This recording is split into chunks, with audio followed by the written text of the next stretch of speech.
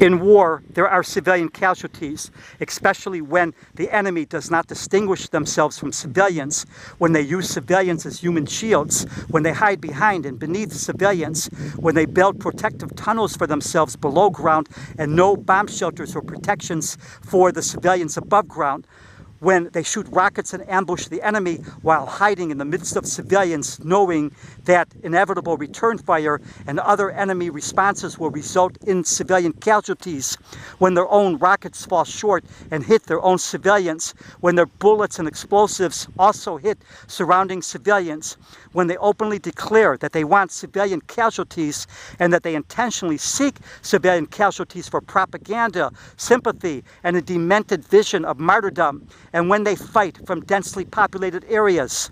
In Darfur, there is a genocide. No one cares and no one protests.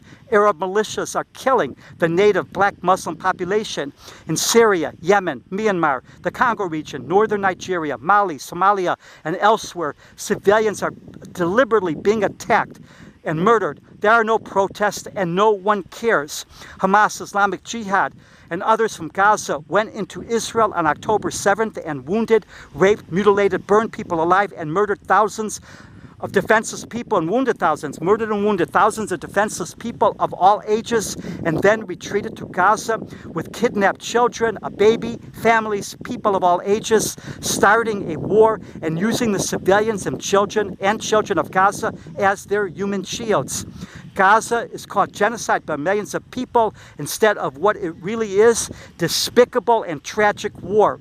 It is protested by millions, while the real genocide in Darfur, Syria, Yemen, Myanmar, and elsewhere are not protested at all. All of this has to do with the fact that human life does not count at all to these many millions unless the object of their hatred can be blamed.